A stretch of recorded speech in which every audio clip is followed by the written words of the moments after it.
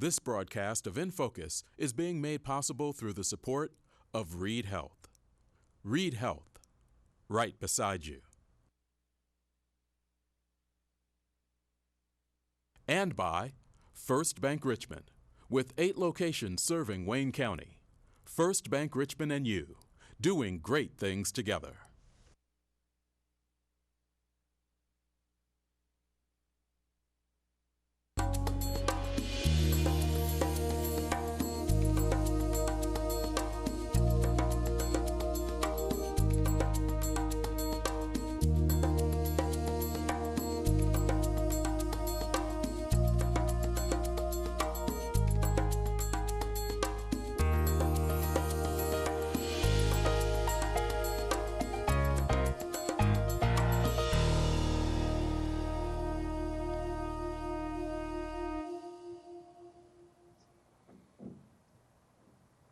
Welcome, I'm Eric VanVleet, your guest host for In Focus, your public programming. And I have some special guests with me today, Brian and Emma Ballenger, a father-daughter team. And they have a unique charity that we're going to talk about today that's been 10 years in the planning. But before we get to the charity, I wanted to talk to you about the arc of your lives and what brought us here, because Brian, I find your story rather unique. Because you're currently a contractor, yes, and you recently bought a well-known firm, and you might share that with us? Yes, I purchased Wissenhunt Construction in July of last year. So carpentry, remodeling, general contractor? Yes, commercial contracting, some industrial. Now, and I just learned this about you, but prior to that, and for a long time, you've been a minister. Yes. And ministering at a local church. Yes, still am, actually. Our church is located near Hagerstown. So you have one foot in the world, the spiritual world, one foot in the hard knocks of private yes. enterprise. I find that interesting. Yes. And of course, that has led to the arc of this charity called Brighter Paths. And of course, Emma, your daughter, has been involved in this. So you might talk a little bit about the beginning of Brighter Paths and what led to where it is today. Well, like you said, it started about 10 years ago. It was just a mutual love of children and horses, really, and we've just kind of evolved and figured out how to bring the two together. Great. And you've recently established it as a 501c3 yes, nonprofit. Just recently. Yes, so, we have. And talk to me about the students that you have. Who are the kids that participate? We have a wide variety. Right now, our main focus is all youth. We serve physically disabled, emotional, cognitive. We serve a wide range of children. And Emma, you've had some special training for that? Yes, I got my certification through Path International in 2014, and I'm currently working on a separate certification through the same company. Okay, great. And now I want to go back to the spiritual side, Brian, sure, because I want to talk about you're on a lawn tractor. You've been wrestling with the idea for this charity for some time. Right. And right. You might tell us about the spiritual struggle, or maybe just the challenges as you look at this, because this isn't for the faint of heart. Right. Relative to the physical needs of setting up riding stable, the cost, horses, etc. Right. Well, our daughters, from the time they were practically born, they were very interested in horses, and I grew up on a small farm. So anyway, in 2005, our girls were getting to the point where they were doing well in 4-H, and we were expanding, had more horses. And I guess really all of my life, and in fact at one point I'd kind of wondered if I'd maybe missed my calling, because I just really enjoy working with children. But I began feeling an impression to incorporate an experience for children who otherwise wouldn't have these opportunities. But I began having the feeling that in order to do that and do it well, it would require being able to work with them full-time year-round. So, of course, that led to, well, maybe we need to build an indoor riding facility. And as you know, I'm a contractor. It didn't take very long to figure out that the cost was going to be I guess we'll say exorbitant. And so that, getting back to your spiritual aspect and that question, then I really started having this struggle with faith. You know, is God really leading me this way? Then secondly, financially, how's this ever going to be possible? And then, so that went over about 2 years, really struggling with that. And in 2007, it was, I believe it was in early July, I was mowing the lawn, I was on the riding mower, and felt like God was speaking to me, and he said, you can't afford not to do this.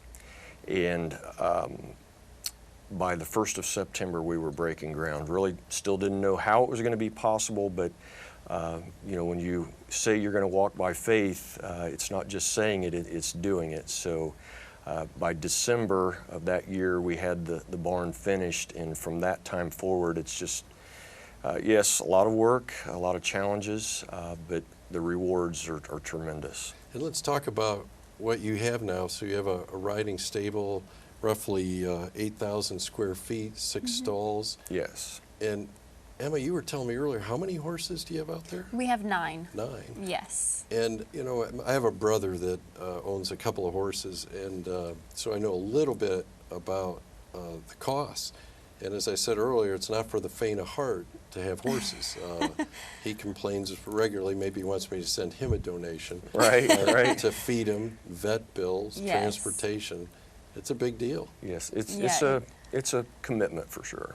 The work, it doesn't stop. So tell me about the horses, because now you've set the table for us. We have children that are challenged, special needs. They're going to ride and enjoy that unique experience. We'll talk about maybe what they get out of it. But in terms of these horses, they're big animals. What works for you? How do you have a lot of experience with these horses? A special type of horse, male, female? All of the horses that we are using have practically been raised on our farm. There's not a certain type of horse that we prefer over the other. It's really just personality. There are a lot of horses that are not cut out for this job. There's extensive training that goes into it to ensure that these children are staying safe. So it's all in knowing the horse rather than looking for a certain type. It's all in the personality.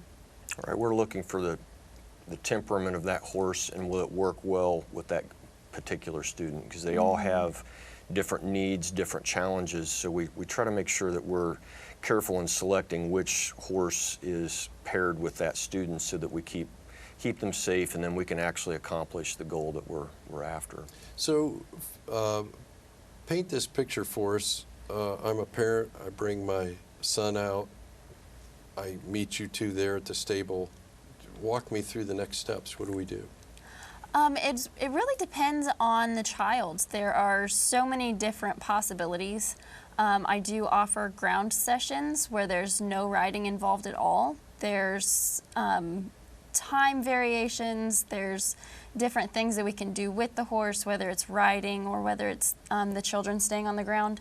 So it really just depends on what the child needs, honestly. Right, and then also we'll establish certain goals, things that we would like to be able to accomplish with a child based on their given needs. And then we'll, especially Emma, she will develop a program or a regimen that will be progressive as that student learns, gains trust, confidence.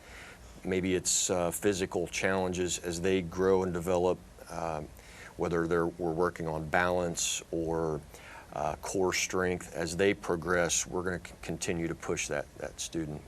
One thing that, especially for me, you know, having a heart for kids, you want to be a little bit soft with them, maybe not push them as much, but you need to treat them like you would any other child. What about fear? I mean, people are afraid of those great big animals, and you take a child, he's looking up at the things, what, Yes. 1,500, 2,000 pound animal. How do you deal with that? How do you get them through the fear? That's actually, for me, one of the more enjoyable things to watch is seeing these kids gain confidence from this, because it, like you said, it's this huge fear. I mean, it's a massive animal that they're trying to control. So to watch them gain confidence and control over the situation is actually very... Well, it's empowering for them. Yes, yeah. So let's talk about the product of all this. So you've gone out, I've brought my child out 3 or 4 times. What do you see? What are the benefits? What's the therapeutic benefit, the psychological benefit of participating with this huge animal, I guess riding it at some point? Yes. And guiding them around your indoor arena? It's very beneficial to them in so many different ways. Of course, you have the physical aspect because it trains and works so many muscles that your body would not typically use doing anything else. It's body awareness, it's Tone. confidence, and it's so empowering, and just so many different benefits to this that you couldn't possibly list in. Well, also, just the matter of being able to feel and sense something that a lot of these students don't ever experience. You know, we have students that have never walked, so to be able to be on a horse and feel that movement, or for some of them, it might even feel as if they're in flight. So it's just amazing to be able to watch the reactions of these students and see them experiencing something maybe for the very first time in their life. When parents bring out the students, are the parents allowed to stay and watch, or would you prefer Oh, they yes. not be there? Yes, we have a lot of parents. Or both. Yeah, sometimes both. It depends on the situation. A lot of them love to stay and watch, and that's awesome. You know, it's a great experience to see. Other times, depending on the situation, some kids need that time to Separation, themselves. Yeah. They need to gain that confidence without having mom and dad there. Right. So you've established the 501c3. Where do we go from here with this? Because we've talked about costs and establishing it, so you might flesh that out for us. Sure. Up to this point, I've financed the program myself, but we realize that there's obviously a huge need in our community that we would like to be able to serve a broader range of needs, also just the number of students. So in order to facilitate that, we realize that we need to be able to solicit private and corporate donors and grants so that we can purchase the equipment to be able to take students that are larger physically or older. Also that we would have the funds to be able to continue developing our facility to the point we can have the equipment and the horses that it takes, the amount of feed, so that it will help offset the cost so that we can serve a larger number of students and families. Can you keep up with the demand? And I have no idea how many challenged kids there are out there that would avail themselves of something like this. So I mean, is there a large demand for that? Could you see this growing and absolutely. Waiting lists and Yes. people calling saying, when can I get my child Right. out there? Emma has one of her students that she's mentoring now. Hopefully by this fall, she will be a certified instructor. So for each instructor, we need at least 2, at times 3 volunteers that are working with that student, keeping them safe. The instructor is basically directing what's happening. So really to move this program forward, there's 2 aspects that we have to focus on. One would be adding instructors, and then secondly, and very importantly, developing a strong volunteer base, those that may or may not have experiences with horses, but are able to be taught and just learn what it takes to be a sidewalker to keep the kids safe. So Brian, my question is, you just bought a contracting firm. I know you're very busy. Very. How are you going to have time to do all this? Well, you know, with any organization, if it's going to be successful, you can't allow it all to rest on your shoulders. I realize that. In any business, you can't allow the business to operate on the back of one person. So that's why now that we have the 501c3 in place, we're going to be able to add instructors. We're going to be soliciting individuals to be volunteers with our program so that I get a lot of extra help to make this actually work. You know, and I learned that Emma came up with a unique way to recruit instructors. she's actually going to marry a young man who's going to be an instructor. And I thought, Emma, that's really putting it out there. Yeah, that's Michael has been very helpful. He enjoys it just as much as I do, and we make a really good team. We work together multiple times a week with our kids, and we love it. And you're getting married how soon? In 2 weeks. In 2 weeks? Yes, Congratulations. thank you. That's going to be a great and blessed event. Yes. And then and Michael will then join in the instruction and Yes. helping out. And I imagine, and we talked about this earlier, but you're going to keep doing this. I mean, Yes. just because you're getting married, you're not leaving the arena. Correct. Yep. I have full intentions of having this be my full-time career. Oh, really? Yes. Okay, great, great. Yep. You know, we shared the thought, my daughter's a physical therapist, and she's involved in this kind of therapy with a lady in Eaton, and they have sheep, I think, goats, and maybe a horse. Mm-hmm. Probably dogs. Yeah, Yes. and I think you're right, Brian. And she's found this to be very innovative and very helpful. She's been a pediatric physical therapist for, ever since she graduated from University of Evansville, maybe 15 years. And she has really enjoyed this interaction with the animals and the unique attributes that brings out with these kids. So Right. she's in a little bit of a parallel path in terms of what Right. you Correct. folks are Yeah. doing. Right. Interestingly, when I first began thinking about how to develop this program, you know, I guess ignorance, I just felt like that there was nobody else out there doing this. I had no idea, and as I began researching it, I found out that this is a phenomenon that this is utilized internationally. You know, this wasn't my brainchild. This type of therapy is used not only nationally but across the world. It's just a proven therapy because you create that bond, the level of trust that it takes to be able to take a 1,000 or 1,500 pound horse, knowing that you're going to be safe, and then be able to experience physically, mentally, emotionally that bond and connection. And it's just amazing the results that we're able to get. And thinking about that, I'm trying to visualize these kids going around in the arena. Do you have special equipment, saddles, straps, etc.? Yes, yes. And you might describe that, because I'm just thinking, gosh, that's got to be a bit of a challenge. Yes, I have a wide variety of equipment, and it really depends on the student and what they need. For each student, they can have up to 3 volunteers on their team, meaning they have one horse or one person leading their horse and maybe 2 people walking beside them. It just depends on what they need, sometimes just for comfort, knowing someone's there beside them, and sometimes to actually physically hold them on the horse to help them stay on. There are different equipment options that you can have. It's a wide variety for different types of riders and just what they need. And that's one thing we're hoping to expand on within the next year, is to broaden our equipment. Right, right. Some of the equipment's very expensive. Well, I was just Yes. going to say Right, that. I just right. can imagine. Right. Within the next year, we hope to apply for grants specifically for that equipment, so that we're not limiting ourselves based on the needs of students. Good.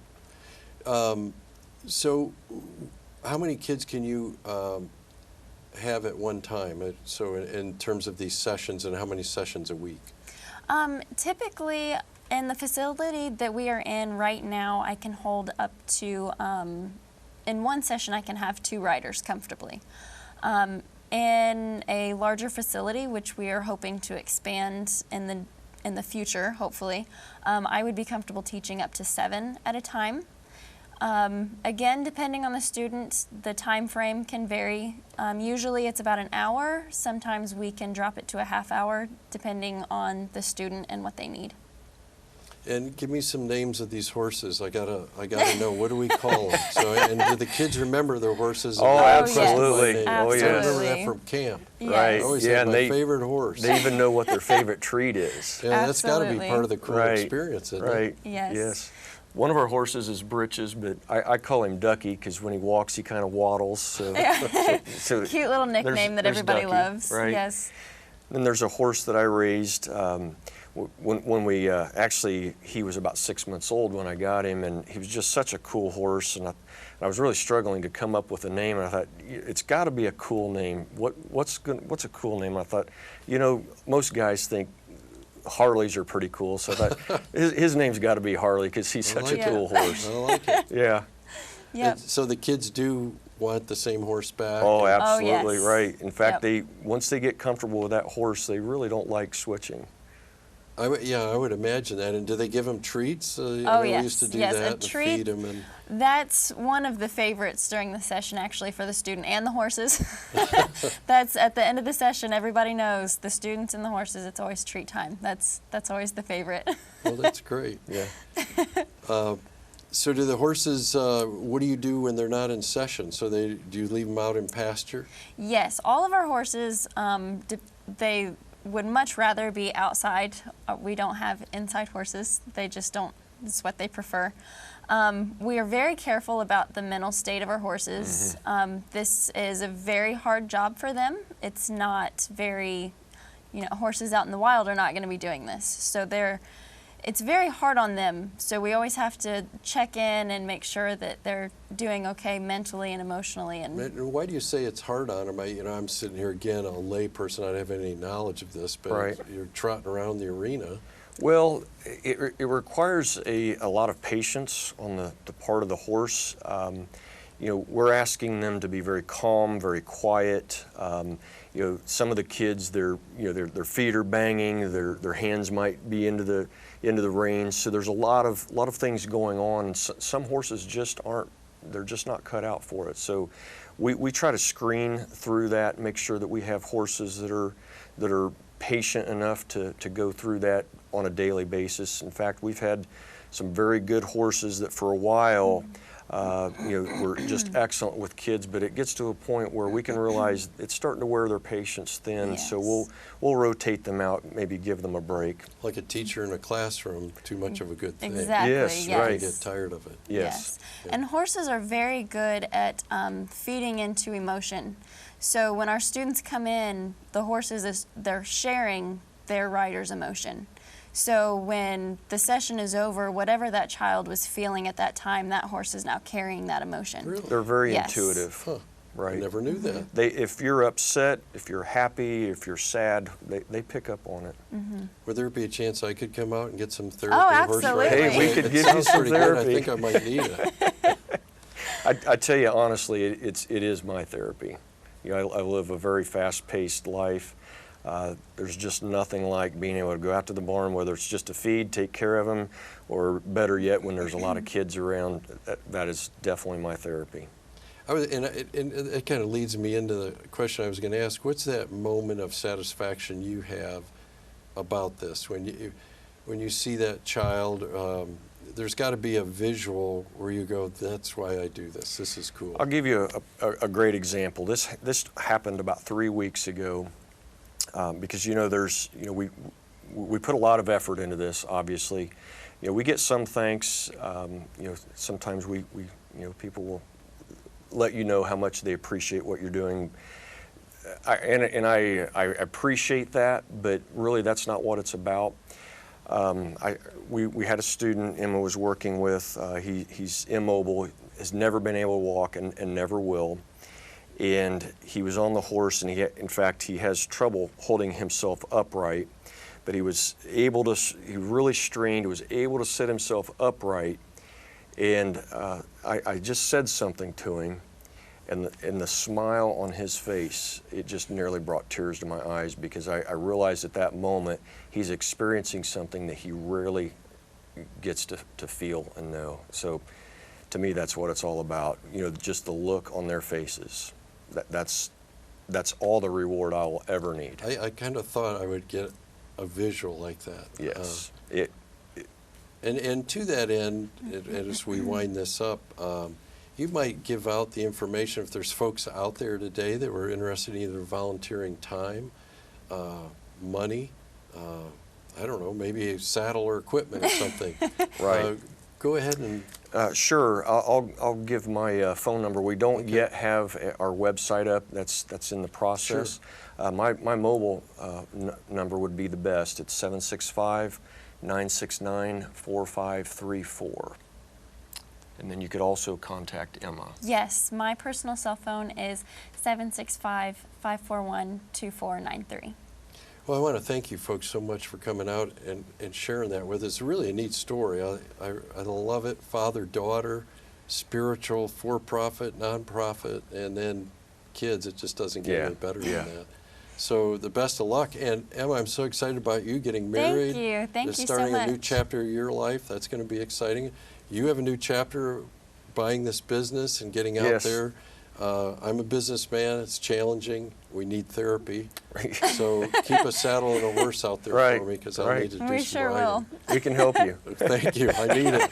Well, thanks so much. Yes, thank you. Appreciate your time. Thank you. Take care. Right. Bye.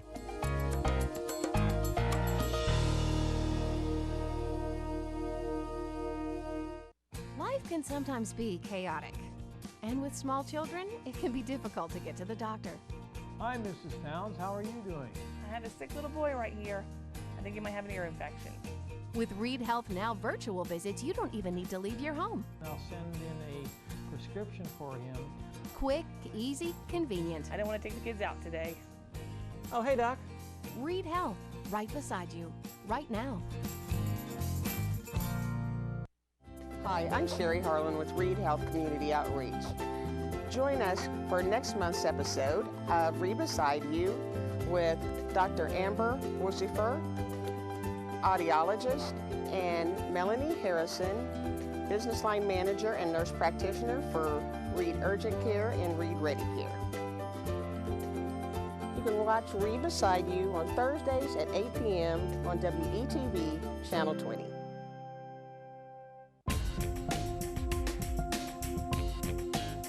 Hi, I'm Aaron Stevens, host of The Cuff Show on WGTV Channel 11. Stay tuned as Captain Bill Shake and Chief Jim Branham of the Richmond Police Department come as our guests and talk about some of the issues facing the city of Richmond. Observing those patterns, who they're associated with, and the locations that we meet with them, we're able to determine what areas might be needing extra attention. Again, WGTV Channel 11, The Cuffs program.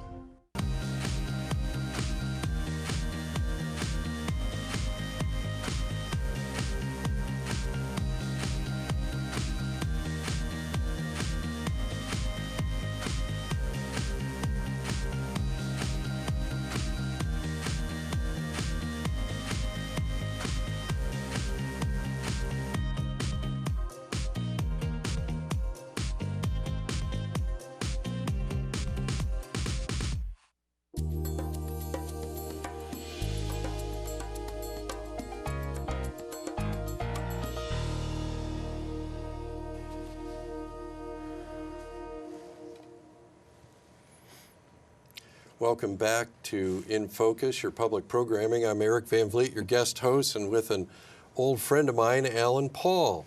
We go back probably 3 or 4 decades in our friendship and knowing each other. Alan's a Vietnam War vet, a businessman, and he was an Indiana State Senator from 1986 to 2014. Mm-hmm. And Alan, you've been out here probably a dozen times on these shows talking about politics and all that, but I've uncovered something that I don't think people realize you do, and it's a great passion of yours, and that's collecting. That's correct. And I've always been fascinated by collectors because I always wonder, what is that overlying passion?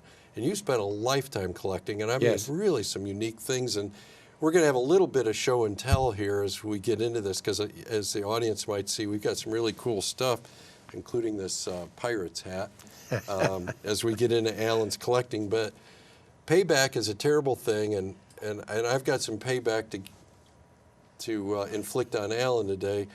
When we were younger men, Alan loves traditions, and he had a tradition called the Battered Boot Award. That's correct. Where we would run from the doorstep of your house to Cambridge City. Run. Or walk. Or walk. Yeah. I tried to run we went on one of the hottest days, and where would we go? We'd go for a frosty cold beer at Whirl's. Whirl's. Whirl's Tavern, and they would have the whole front area for our guys. We would have as many as maybe 12 to 17, plus their dates or wives, and then we'd all go out and have a big steak. And if you didn't finish, you had to eat a hamburger, and otherwise you had to finish to get a steak if you finished, and then you get a hamburger if you didn't. And we had awards, and I still have a lot of that stuff at home, and who got the awards for. Well, you know, you invited me. Yeah. And as I've explained on this show before, in my youth, I was coiled steel.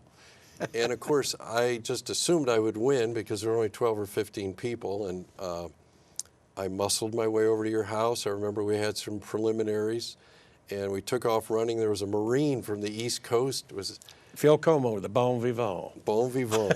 And it turned out to be one of the hotter days of the summer. It was. It was in the 90s. It was in the 90s. Yeah. Not advisable to run on a day like that in the heat to Cambridge City from east side of Richmond. But we had a man who was supposed to take care of refreshments and hydration. And let's just say he lost his way by imbibing too much of the hydration. And I remember running, and I got to Centerville. Yes. And I wasn't getting any water. And that's where he quit. He stopped to get a sandwich and a beer. And I mean, I seized up. It was one of the worst experiences of my life, Alan. It was hot out there. That's why I got the payback. My wife, my kids were young. They were hanging out of the car, and I was starting to cramp. And I remember she stopped at a gas station. They hosed me down at the gas station. Yeah. I was getting too hot. I ended up limping into Cambridge City. I came in second. I think it was a Marine beat me. Him, Phil Como. He won. In fact, he ran most of the way, but he about beat Phil to death out along the road because Phil didn't bring him any water. And he ran out of water, and he was screaming and yelling and hanging on the brim. Well, thank you for that horrible experience. I just wanted to share that before we get into your collecting, because I never have gotten over that. That started with Bob Kennedy saying every American should be able to walk 50 miles in case of an emergency. And that's when I started it. So it was about 23 miles to where we went. Was it that far? Yes. You're just now telling me. And boy, it was hot out there with no water. It was a disaster. I loved it. That's what I always enjoyed about you, is you always had a sense of the moment, traditions and things like that. They're fun. You know, to take normal life and you make it fun. You make the Battered Boot Award, and I always admired that about you. You had that ability. But talking about your collections, and I've known you, and you've always been a collector and always passionate about collecting. And I think you told me you've been collecting, and I think the Palladium Item did an article on you in 1959 on your collection. Yeah, I think I was in the 8th grade, and I'm trying to think of his name. Anyway, he showed up at the house, and I got all my stuff out that I had, little stuff, and they did a story on it, and that kind of got me started then. And people realized I collected different things, historical items and so on. Then they would come and see me and that kind of thing. So what's the fuel cell behind collecting? Why do you do it? I always wondered about that, because I'm not hardwired that way relative to a detail person, and I always wonder, where's that passion that you want to collect certain things? Well, I'd have to say I think that you're born with it. My dad didn't collect, my mother didn't collect, nobody, my brother. I was the only one. I remember my first ball game when I saw the 56 Reds play the Giants in Crosley Field. I had to run and get an autograph of Kluszewski and everything. Now, nobody told me about that or anything. It was just, I had to go do it. Just in your blood, in your genes. Run down there and, get to ask him questions and all that. So you're born with it, I think. And historically, I think it grows. Like Davy Crockett was big in the 50s. So I watched it. And so I was fascinated by what he did and what he wore and all that kind of stuff. So I think that kind of leads into it. Sometimes. So we're going to talk about the genre of your collections, and you brought some really cool stuff here today, which we're going to share. But I just made some notes here. You have an Arrowhead collection, a police badge collection, a World War II collection, Vietnam memorabilia, which you were a Vietnam vet, did 75 combat missions, Bronze Star recipient, wrote a book, The Vietnam Letters, and I knew you after that. I was always fascinated about that. And then maybe your focal point is baseball. Love baseball, and of course I sit here with this Pirates hat, and we're going to get into that because we're sitting, right now I'm sitting with the oldest ball boy bat boy in baseball history. That's right. But or that's how they announced me that day. But let's start with our, just for the fun of it, since we have this stuff, let's take the show and tell for the moment and look at some of the things. And the thing on my lap, for instance, right now, is a Pittsburgh Pirates hat. Yes. And that was the hat I wore the day that I got to be the bat boy. The 47-year-old bat boy? Yeah, that was my hat. I had a uniform, and I played in the outfield during warm-ups and so on, caught flies. And I was telling them out in the hall, I signed a few baseballs, Alan Paul, and I just did it in the row where ball players sign. I just put my name. And I always look for a 79 Pirate ball that my name's on it. And I know it must drive collectors nuts. But who's this Alan Paul? I don't see any numbers. I don't see anything for it. But it was just a wonderful day. And I got to have a little batting practice. And John Candelaria, which was a great pitcher for the Pirates, threw me a big league fastball and a curveball. Yeah, tell me what those were like. Man, I played a lot of baseball and a little college, but never saw anything like that. The fastball, I could basically hear it. It was that close. Couldn't see it? It was so fast coming out of his hand that, just like that, and hear the glove hit. Did you swing? I can't remember. Probably not. I probably couldn't have got it off. And then the other was a fast curveball, and it right at my head, I swear. I bailed out and hit the ground, and Ed Ott was a catcher. I remember he goes, strike. And then he laughed. They were all laughing at me. They thought it was real fun. A 47-year-old bat boy.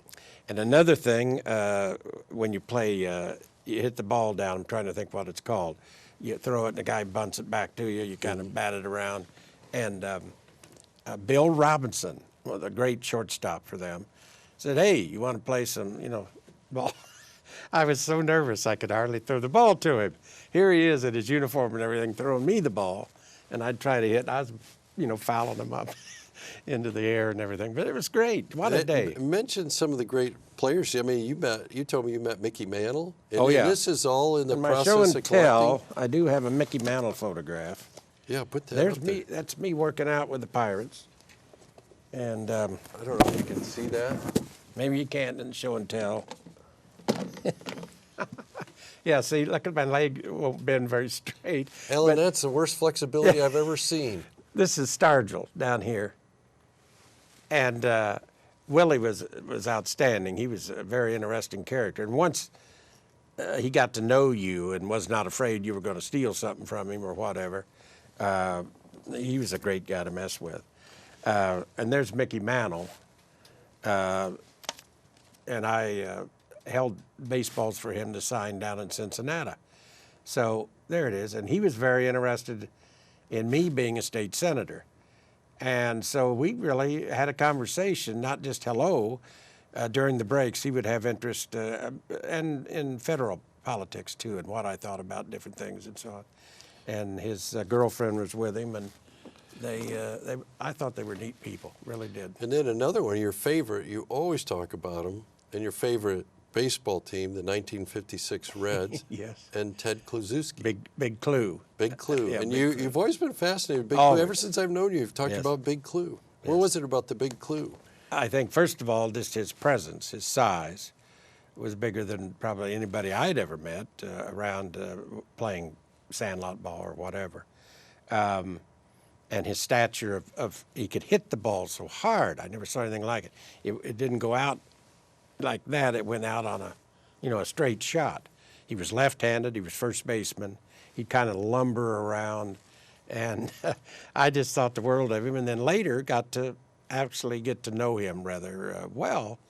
Would go down and have lunch with him and stuff in Cincinnati. And I just wished I could go back now and ask him real questions instead of where's Johnny Temple live, or whatever. He always, all right, I'll get it for you, But I should have really asked him a lot of questions, but it's a long time ago. So give us some other names on the 56 Reds that.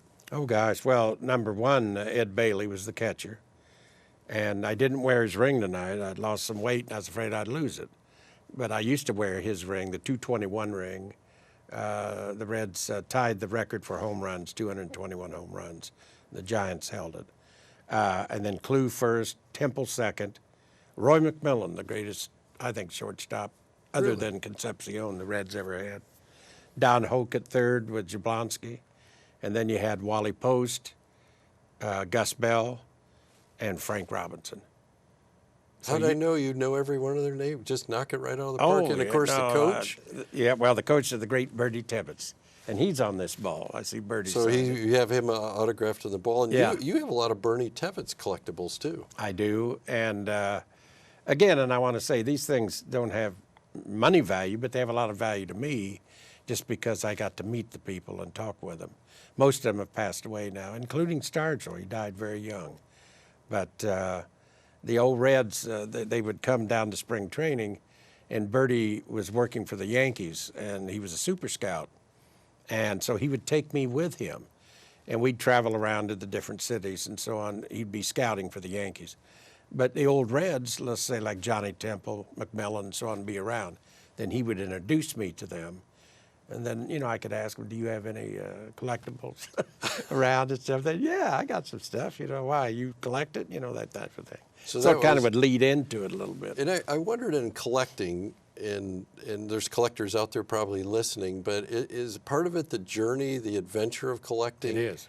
The people you meet, the experience of getting it, and that makes it all the richer when you get that collectible? Yes. And like Harry Carey, I met him, Ted Williams, just around the batting cages. And if you were with Bertie, you were okay. You know what I'm saying? So they would talk with you about different things. Kids always say, well, I talked with him, like, hello, Big Glue, or whatever. But, talk with you, ask you, where are you from? They just kind of talk with you. And but they all thought that I was, the old-timers will remember this, Gabe Paul was head of the Reds at that time, director. And Alan Paul, they felt I was his son, and he did have a son. I suspect you didn't dissuade them of no, that Bertie said, don't ever tell them. Because I'd say, could I have a bat, sir? Yeah, sure. They'd give it to me. I wonder why they did that. And it was because they thought I was Gabe Paul's. So what else you got in there? What else do we have to Well, I got a few things. Now, there's the ball, and of course, we're doing that, but Tanner signed it for me. One thing you never want to do is, even as players, is to sign the sweet spot of a ball. I didn't know that. And oh no, that's where the manager signs. And then also Dave Parker is on there. Remember when I told you, they told me nobody asked for Dave Parker's autograph. He had just signed a big contract. Of course I did. I went right up and got thrown out on your ear, man, he blew you? Up. He was something. And this is the little Japanese horse that a ball player came out that day. They were playing a Japanese ball club, and Sarahata the Giants, was on that team. And he handed me this, and he acted like he wanted something in return. And I couldn't figure it out. And I offered it back, and he didn't take it, and and I finally just forgot it. And he kind of waved at me. So I don't know what this means. If anybody knows, let me know. It's a horse. Well, we were just talking about horses. Maybe that's it. Just kind of a connection there. I don't know. And then I told you James Arness, Western collectibles are big. And I talked to him on the telephone. He was very accessible and had great interest what you're like, watching Gunsmoke, what your favorite was. And like mine was the train. And he was fascinated. He said, well, it was one of the longest ones. And I said, that's correct. And he helped me on the side. I got a Gunsmoke story. I was visiting a friend in Florida, and we're sitting around the pool. This is a year or two ago, and he says, well, I'm going in now. I said, where are you going to go in? I got to watch Gunsmoke. Now, we're two old guys in their 60s. I'm thinking, what are you doing watching Gunsmoke? I dutifully trot behind him. I sit down. I watch a series of Gunsmoke, and I'm thinking, man, I forgot how neat that was. Oh, yeah. by the third day, I'm looking at my watch going, hey, Jerry, is it time to go watch Gunsmoke? I think it was on 30 years. MASH and Gunsmoke, I think, are the longest runners. Huh. So let's dig out. So and let's see. This is of interest. Dave Hoover founded Richmond. I didn't know that. And that's a nice autograph of Hoover. See it? Dave Hoover. And what was his background? What was he? He was a lawyer and state senator. Oh, he served really? in the state Okay. senate. And he's the first mayor of Richmond. Didn't know that either. So he's buried out on Chester Boulevard, out by the old water company. And how'd you get that? How'd you come by that? Oh, I think probably Argus Ogburn, the old collector, had a lot of thousands of these things. And they were throwing them out of the courthouse in the 1950s. In other words, trying to gear up for new ways of doing things. Cool. And he would get these things and he would just give them to you. So I think that's neat. Here's some of the arrowheads. Now, like that middle arrowhead. This little one, and I think I've got it marked, I was playing softball over here with an Ivy Tech team. Where you turn to come down this way, there was a field there. And I was playing third base in batting practice. I remember standing there, and I was just messing around with my shoes in the dirt, and I'll be darned, dug up an arrowhead. Only you could make that happen. Right here Alan. on the campus. You can't beat that, can you? That's Did amazing. that. And then, okay, I brought a couple of flags. This is a South Vietnam flag, which now is rather hard to find because it's gone. You know, it doesn't exist. Now, they make reproductions. But this one a friend gave me. But I have a few of them, and I think it's really neat, and it's in good shape. And I comment, that was probably one of the more impactful, I'm sure, events in your life is serving and being in the field in Vietnam, 75 combat missions. Yeah. You were involved in firefights, and you were a radio man, as I recall. Yeah.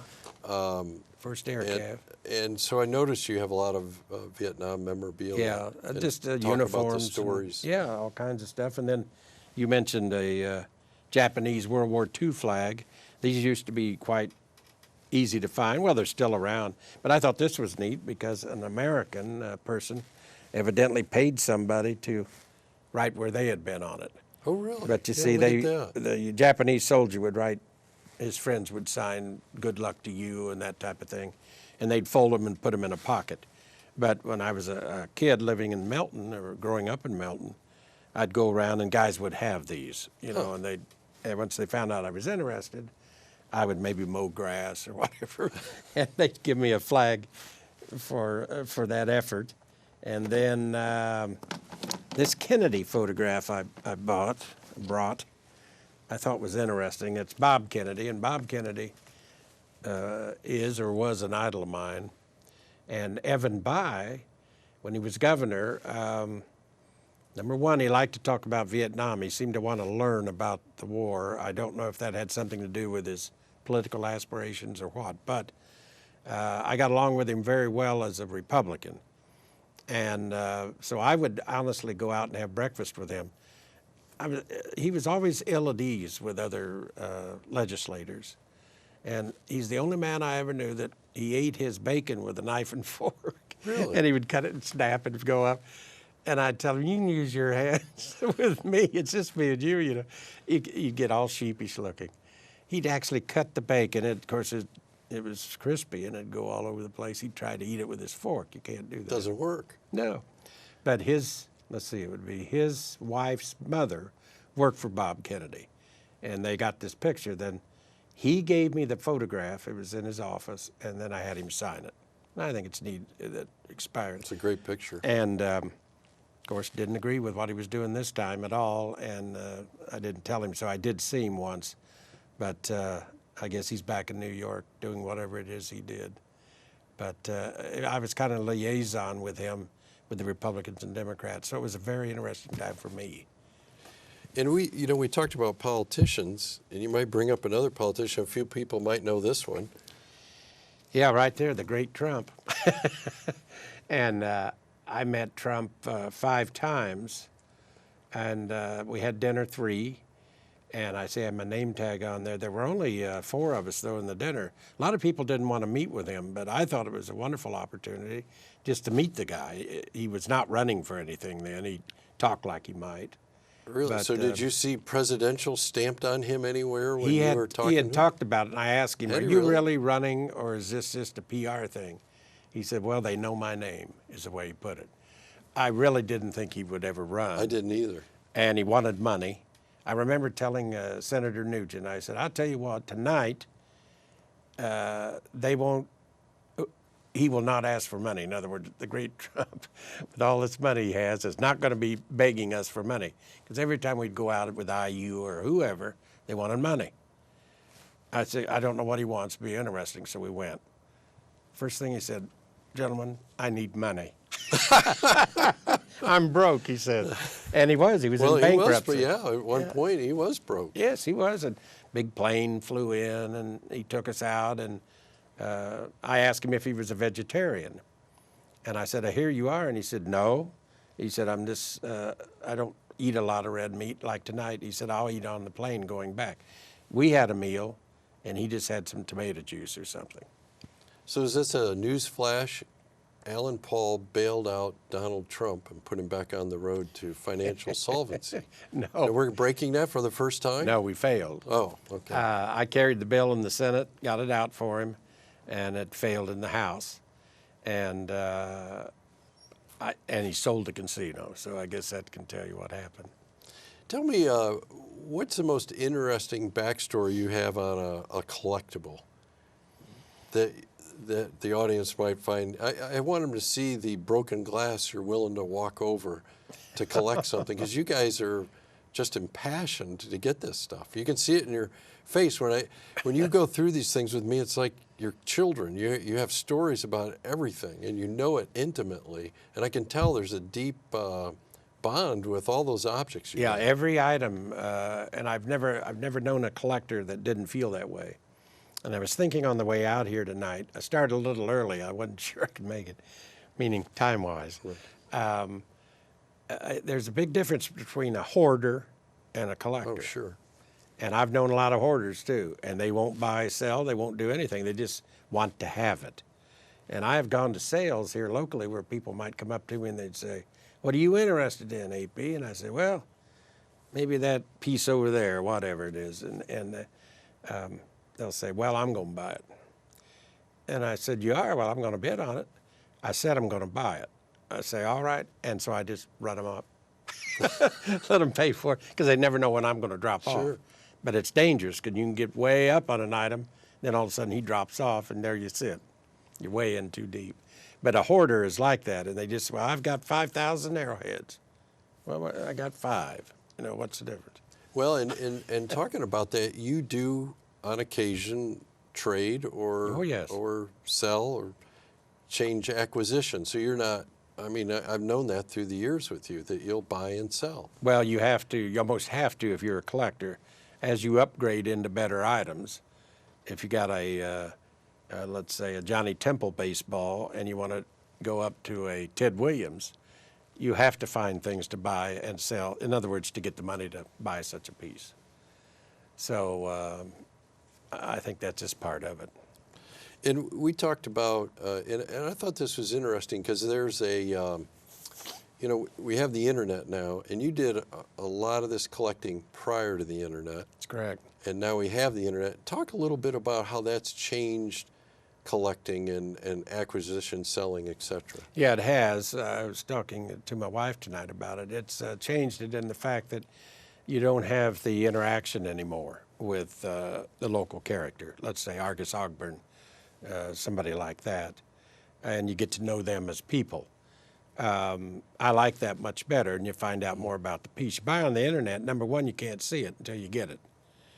And maybe it's not what you want, but then they talk you into buying it or whatever. I'd rather look at it, talk about it, and then buy it. So I don't particularly like it. And you also can find yourself in financial difficulties very quickly, because it's not like real money. You know, you just send your credit card, here comes the item, you got it, and you don't worry about it anymore. I can see you lose that connection because those are the cool stories, meeting these people. The cool stories are like Ted Klaszewski giving me his jacket and saying, "I'll just give it to you, you can have it." You know what? Now you talk to something that really means something. That you can wear around. That's the connection, and you probably lose that. And the same with politicians. Meeting them, like when I met Bob Kennedy before I went to Vietnam, it was a great experience, and he was nice to me. I told him I was going to Vietnam. He talked about the primary here and so on. So you meet a lot of famous people, and I've been lucky that I've been in places where they are. And as I told you, I feel very at home with politicians in a room. And I can hold my own with, I think, any of them during my period. But you get me in a room with a couple of old ball players from the 50s, you know, it's just like Roy McMillan. I just thought the world of Roy. And he'd just talk and kind of talk about the way he was, very quiet. Gus Bell was another one that was very quiet, easygoing. Took me to see his grandson at a Little League ball game, and he kept telling me that he's got it, AP's got it. He said, "Look at his arms, look at his arms." You know, he kept telling me to look at his wrists. And of course, he did make it. He played in the bigs. You know, there's a real popular show on called The Strangest Inheritance. Yes. And you got to find that kind of interesting because that is, I don't know, the top of the mountain for collecting. In a lot of cases, has these unusual collections that a family member ends up with, tractors, cars. Yes. I saw one night with knives, but people that had that passion that you have. Yes. That spent a whole lifetime collecting these things. And it's hard now. A lot of us are in our 70s and late 60s, and some people are beginning to let go, and others have not. You know, yet they tell me, "Well, I'm not collecting anymore, AP." Then they come over, and you know they just can't stop. They're all over the town hunting for something, and they tell me they're selling. Well, they're not real. Well, they may be, but they are still acquiring. It's part of it. I wanted the cameraman to focus in on the pupils of your eyes because you told me at the end of our interview here today that I could just pick out any one of these collectibles that I wanted. And I know how that would pain a person like yourself to see me run off with Willie's hat or you know, I'll tell you, baseballs. I don't know how much time we have, but I do have something for you. I'm going to make a collector out of you. Mike Pence, of course, our vice president. This is one of Pence's pens that he signed bills with. So he'd sign a bill, and then he'd turn around, "Alan," you know, and hand me the pen. So I'm giving you a pen from one of the bills that Well, thank you so much. I appreciate that, and Alan. it's a little more collectible now because he's in. That's very kind of you. Let me get this out. And then I got a little thing here. This is one of the Senate buttonhole things that we wore. And I'll just give that to you. Now you're ready to go to action. I have scored. Thank you so much. This has been a lot of fun. It's really been enjoyable, and I hope our audience enjoyed it. Just an amazing lifetime collection. Great stuff and wonderful stories. Wonderful. I enjoyed talking about it. Thank you, Alan. Thank you, buddy.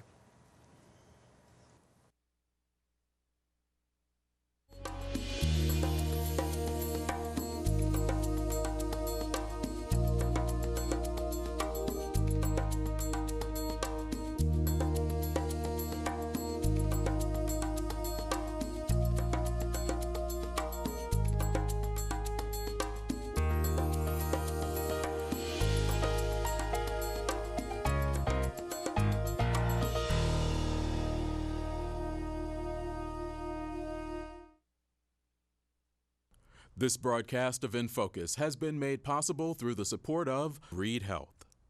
Reed Health, right beside you. And by First Bank Richmond, with 8 locations serving Wayne County. First Bank Richmond and you, doing great things together.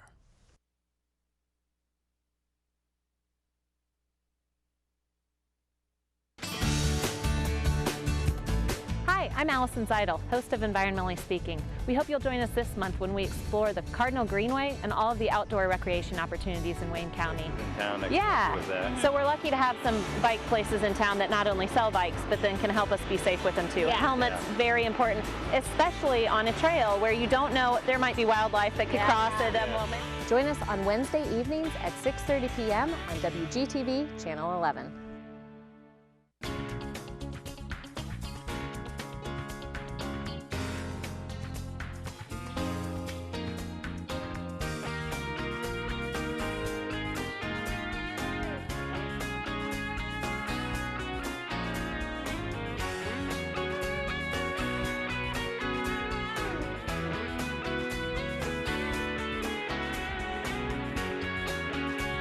You are watching Whitewater Government Television, Channel 11,